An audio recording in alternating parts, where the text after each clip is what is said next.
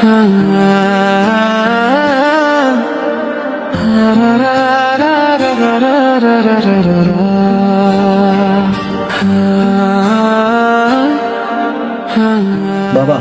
একটা কথা ছিল। বল বাবা। কলেজ থেকে চিঠি এসেছে, কলকাতায় ভর্তি হওয়ার একটা সুযোগ পেয়েছি। সত্যি? এ তো খুব ভালো খবর রে। কিন্তু বাবা, ভর্তি হতে অনেক টাকা লাগবে। কত টাকা? প্রায় 50,000 টাকা। এত টাকা? বাবু শোন না, তুই একটু বিঙ্গলদের দোকানে যা না, গিয়ে এই টাকাটা একটু দিয়ে আয়। আচ্ছা।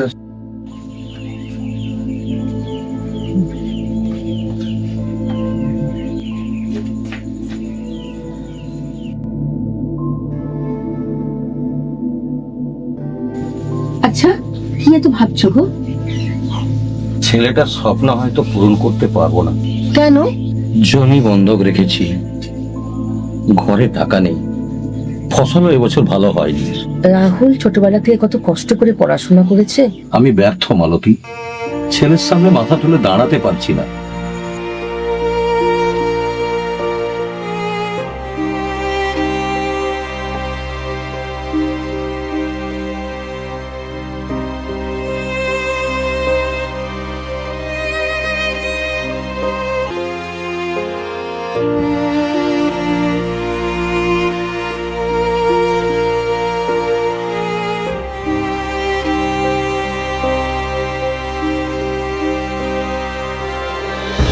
ওগুলো কেন বের করছো? এগুলো তোমার মায়ের দেওয়া গয়না। ওগুলো তো মা মৃত্যুর আগে তোমাকে দিয়েছিল। হ্যাঁ। এগুলো বিক্রি করে দেবে? গয়না রেখে কি হবে? আর যদি ছেলের ভবিষ্যৎ গড়তে না পারি, তাহলে এই গয়নার মূল্য কি? কিন্তু এটা তোমার শেষ সম্বল। আমার সম্বল গয়না নয়, আমার সম্বল ছেলে।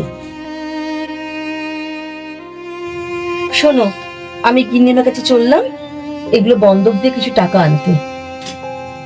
আমি এক্ষুনি যাচ্ছি, এক্ষুনি ফিরে আসবো। আরেকবার ভেবে দেখো। এখানে কিছু ভাবার নেই, এটা আমার ছেলের ভবিষ্যতের ব্যাপার।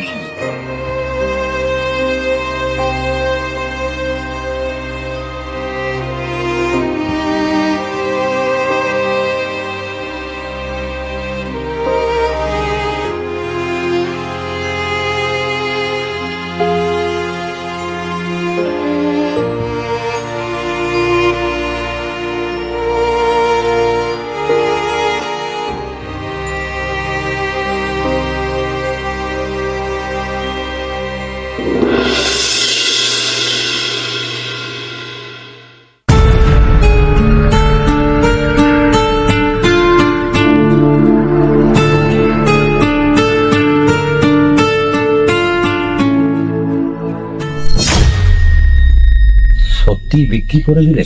হ্যাঁ। তোমার খারাপ লাগছে না? একটুও না।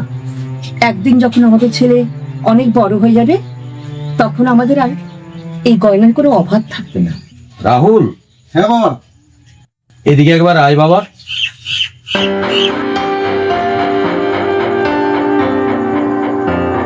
এই নে তোর কলেজের ফিস।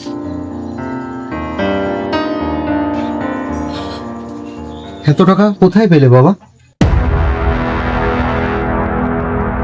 তোর মা তার শেষ সম্বল গয়নাগুলো বিক্রি করেছে বাবা। মা, তুই শুধু পড়াশোনা কর বাবা। আমরা সারা জীবন চাষিই থেকে গেলাম, কত রোদে পড়েছি, জলে ভিজেছি, তবু একটা স্বপ্নও নষ্ট হতে দিইনি। আর সেই স্বপ্নই হলি তুই। আমার কাছে বড় কোনো সম্পদ নেই, না জমি আছে না টাকা আছে। আজ আমি সব সম্বল তোর হাতে তুলে দিলাম, এর বাইরে আমার আর কোনো কিছু নেই বাবা। বাবা এমন বলো না বাবা। তুই অনেক বড় হ বাবা, এমন বড় হ যেন আর কোনো বাবাকে তার ছেলের ভবিষ্যতের জন্য কোনো কিছু খোয়াতে দ্বিধাবোধ না করতে হয়। শোন, একটা কথা মনে রাখবি বাবা, বড় চাকরি করলেই বড় মানুষ হওয়া যায় না। বাবা মার সম্মান রক্ষা করতে পারলেই বড় মানুষ হওয়া যায়। তোর মা ঠিকই বলেছে বাবা।